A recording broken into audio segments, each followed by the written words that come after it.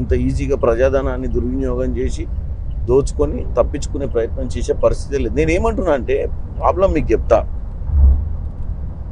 మా అప్పుడు opposition strong లేకుండే, ఏది మన కేసీఆర్ ప్రభుత్వం ప్రశ్నించే గొంతుక లేకుండే. ఇప్పుడు ఏమైపోయిందంటే 100 రోజులు కాగానే 5 ఏళ్ళు అయిన ఫీలింగ్లు ఇప్పుడు మీరు అడిగేది ఎట్లుంది, 100 రోజులలో మనం అరెస్ట్ చేసి శిక్షలు పడేసి కోర్టులలో తీసుకుపోయి ఉరి శిక్షలు ఎందుకు వేస్తలేరని అంటే అంత అడావిడి జరిగింది కదా. అడావిడి జరుగుద్ది కదా అంత పెద్ద కుంభకోణం జరిగినప్పుడు. మీరు ఎప్పుడైనా క్రైమ్ జరిగినప్పుడు చూడండి, మర్డర్ కేసు జరిగినప్పుడు ఆ రోజు సాయంత్రం అన్ని టీవీలో అదే ఫ్లాష్ ఉంటుంది. 3 రోజుల తర్వాత ఎంక్వైరీ జరుగుతుంది, ఆయన రిమాండ్లో పంపిస్తారు, ఆ తర్వాత మర్చిపోతారు మర్డర్ జరిగినట్టు.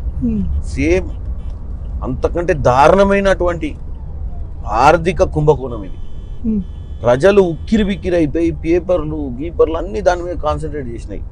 ఎంక్వైరీలు నడుస్తున్నాయి. అందరినీ కూడా అది కాంట్రాక్టర్లు కానీ ఉద్యోగస్తులు కానీ అప్పుడు ఉన్నటువంటి రాజకీయ నాయకులు కానీ ఎవరిని వదిలిపెట్టే ప్రసక్తే లేదు. ఎస్, అంటే ఇప్పుడు మీ పార్లమెంట్ కాన్స్టిట్యున్సీ పరిధిలో ఉన్నటువంటి పెద్దది అంటే మీ బీజేపీ పార్టీల నుంచి బుర్ర నర్సయ్య ఫైట్ చేస్తున్నారు. కానీ వారు ఒకటే చెప్తున్నారు, చామల కిరణ్ అనే వ్యక్తి ఎవరికి తెలియదు, అతను కేవలం ఎక్కడ ఉంటారో కూడా తెలియదు, ప్రజలకు గుర్తు, స్వయంగా నేను కూడా గుర్తుపట్టాను అనేది బుర్ర నర్సయ్య చెప్తున్నారు.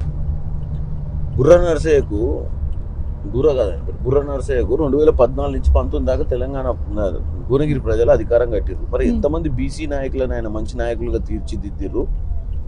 ఆయన అడ్మినిస్ట్రేషన్ని కంపారిటివ్లీ రాజగోపాల్ రెడ్డి గారికి కోమటిరెడ్డి గారికి, ఇద్దరు కాంగ్రెస్ పార్టీ నుంచి గెలిచిన వాళ్ళను ఎంతమంది వీళ్ళు బీసీ నాయకులకు సాయం చేసిర్రు. ఎంత చామల కిరణ్ కుమార్ రెడ్డి అనే వ్యక్తి బుర్ర నర్సయ్య గౌడ్ గారికి తెలియదు అంటే డెఫినెట్గా తెలియకపోవచ్చు. ఎందుకంటే ఆయన డాక్టరు, ఆయన రోజు ఎవరిని పట్టించుకోడు, ప్రజల్ని పట్టించుకోడు, పేపర్లు చదవడు, వైస్ ప్రెసిడెంట్గా ఉన్నటువంటి నన్ను గుర్తుపట్టాడు.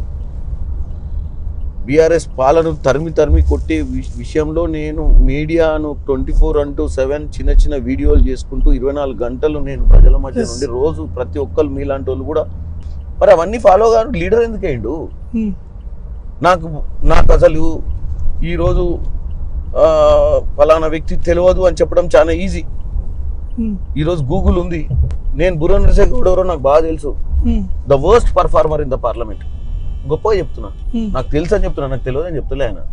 వాస్తవంగా మనం పార్లమెంట్ హిస్టరీ తీద్దాం. 2014 నుంచి 19 దాకా ఈయన ఎంతవరకు బల్లలు గుద్ది ఆ రోజు తెలంగాణకు రావాల్సిన నిధుల కోసం పోరాటం చేసిండా లేదా? 2014 తెలంగాణ తెచ్చుకున్నాం మనం. ఈయన ఫస్ట్ టైం ఎంపీ తెలంగాణలో. మరి 5 ఏళ్ళు మరి భువనగిరికి రావాల్సిన నిధులు కానీ తెలంగాణకు రావాల్సిన విభజన హామీ నిధుల కోసం ఎన్నిసార్లు పార్లమెంట్లో మాట్లాడినా, పార్లమెంట్లో చూడండి రికార్డు. చాలా వరకు నేనే తీసుకొచ్చాను, ఎయిమ్స్ తీసుకొచ్చాను, చాలా అభివృద్ధి జరిగింది మా నియోజకవర్గంలో బుర్ర నర్సయ్య చెప్తున్నారు కదా. నేను ఇప్పుడు నీకు చెప్పడం అనేది అసలు ఎక్కడ కూడా అట్లాంటిది లేదంటారా? ఎయిమ్స్ అనేది భారతదేశం మొత్తంలో అన్ని రాష్ట్రాలకు అప్పుడు అలాట్ చేసిర్రు. హైదరాబాద్ నుంచి దగ్గరలో ఇన్ఫ్రాస్ట్రక్చర్ దగ్గర ఉన్నటువంటి మా భువనగిరి జిల్లాలో రావడం మా అదృష్టము. తెచ్చినట్టయితే దాన్ని అన్ని రాష్ట్రాలల్లో ఎయిమ్స్ అనేది మొదలైపోయి కూడా 3-4 ఏళ్ళు అయింది. లక్షల మందికి వైద్యం అందించారు ఎయిమ్స్లో. మరి ఈ ఎయిమ్స్ ఎందుకు నిర్వీర్యమైంది? ఈయన అప్పుడు బీఆర్ఎస్ పార్టీలో ఉన్నప్పుడు ఆయన ముఖ్యమంత్రి కేసీఆర్ గారి దగ్గర కూర్చొని సెంట్రల్ గవర్నమెంట్ మీద ప్రెజర్ పెట్టి గ్యాప్ ఫండింగ్ చేసి దాన్ని ఎందుకు డెవలప్ చేయలేకపోయారు? తేవడం గొప్ప కాదు. నేను కూడా 50 శంకుస్థాపన రాళ్ళు వేయిస్తాడా నా ఇన్ఫ్లుయెన్స్ తీసుకొచ్చి. ప్రాజెక్ట్ని ఫినిష్ చేసినవా? చిత్తశుద్ధితోటి ప్రాజెక్టుల డాక్టర్లను పెట్టి ప్రజలకు సామాన్యునికి ట్రీట్మెంట్ ఇప్పించినవా నీ హయాంలా? ఏం చేసినావు? ఏం చేయలే. నీకు సంబంధం లేకుండానే ఆడికి వచ్చింది అది. దాన్ని నీ ఖాతాలు వేసుకున్నావు. ఇప్పుడు ప్రజల్ని మభ్య పెడుతున్నావు. నువ్వు చేసేది డాక్టర్ వృత్తి, నువ్వు హాస్పిటల్లో ఉంటావు. నీ భువనగిరి ప్రజలు ఎంతమంది నీ హాస్పిటల్కి వస్తే ఫ్రీ ట్రీట్మెంట్ ఇచ్చినావు అదన్నా చెప్పు. నీ సొంత హాస్పిటల్లో మా కోమటిరెడ్డి వాళ్ళు వాళ్ళకి హాస్పిటల్ లేకుండా 50 లక్షలు 2 లక్షలు ఇచ్చి ట్రీట్మెంట్లు చేయించారు. నేను కూడా ఎంతో మంది ఈ మధ్య గౌడ్లు తాడి చెట్ల మీదకి వెళ్ళి పడితే కూడా నేను 4-5 గౌడ్ల దగ్గర పోయి ఆర్థిక సాయం చేసిన. మరి నువ్వేం చేసినావు చూడు. మరి నేను చెప్పింది నిజమో అబద్ధం అయితే నా ఫేస్బుక్ పోయి గత 1 year 2 years నుంచి చూడు నేను ఎవరెవరికి చేసినా, ఏ ఊర్లో ఏం చేసినావు. ఉట్టిగానే మాటలు చెప్పడం వేస్ట్. ప్రజల్ని తప్పుతో పట్టియొద్దు. నాకు అందరంటే గౌరవమే, కానీ ఈ పిచ్చి మాటలు, పిచ్చి లెక్కలు, మత రాజకీయాలు, కుల రాజకీయాలు కాదు. మనుషులందరికీ అవసరం ఈరోజు తిండి, గూడు, ఉద్యోగము, ఇన్ఫ్రాస్ట్రక్చరు, ఇవి ఇంపార్టెంటు. మనం ఏ కులం అయితే అందరినీ మంచి చూసుకోవడమే చాలా ముఖ్యము. అడ్మినిస్ట్రేషన్ అనేది చాలా ఇంపార్టెంట్. ఓటు అడ్మినిస్ట్రేషన్కి వేస్తారు, కులానికి వేయరు. మా కులమోడు అని చెప్పి అన్ని కులం, ఇప్పుడు నా కులంలో దొంగలు ఉన్నారు, లంగలు ఉన్నారు, వాళ్ళని సమర్థించ కదా. కులం అనేది ఉండదండి, మానవత్వం అనేది ఉంటుంది, మనిషి అనేది ఉంటాడు. అంటే ముఖ్యంగా ఎక్కువగా బీసీ సంబంధించిన నినాదం, ఎందుకంటే మీ పార్లమెంట్ సెగ్మెంట్లో బీసీ నినాదం ఎక్కువగా ఉంటుంది, అంటే ఎక్కువగా ఓటర్స్ ఉంటారు కాబట్టి వారిపైన ఎక్కువగా ఫోకస్ చేస్తున్నారు వారు.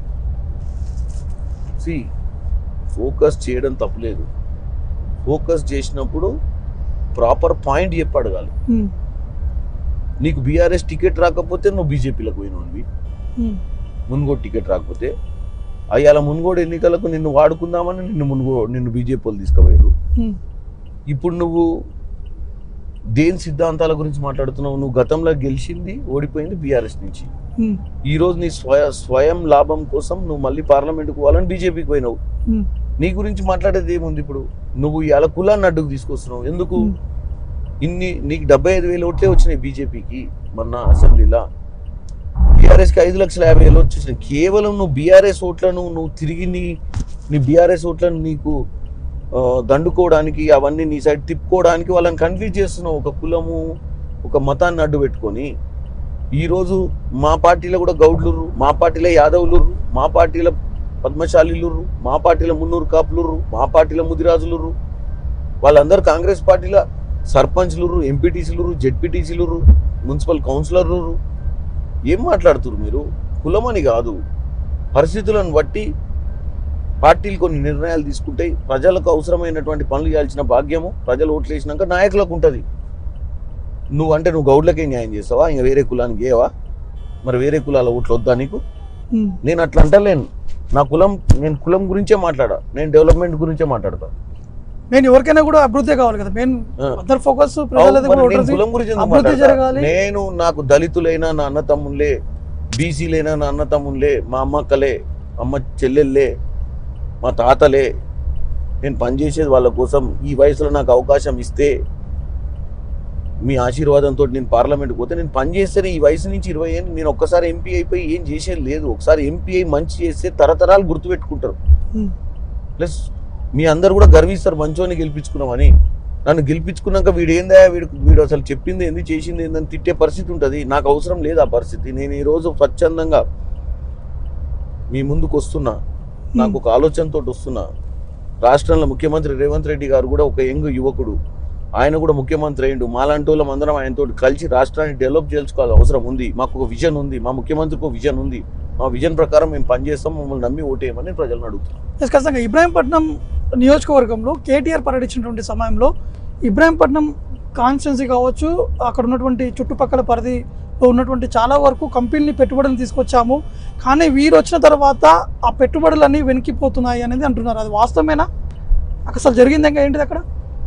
ఒకటి, ఫస్ట్ ఆఫ్ ఆల్ ప్రజలకు అర్థం కావాల్సింది, పెట్టుబడులు తీసుకొచ్చిన తర్వాత పెట్టుబడులు వెనుకకు పోవు. పెట్టుబడులు వచ్చేది ఎందుకు వస్తాయంటే మీరు ఇచ్చిన రాయితీలను బట్టి వస్తాయి.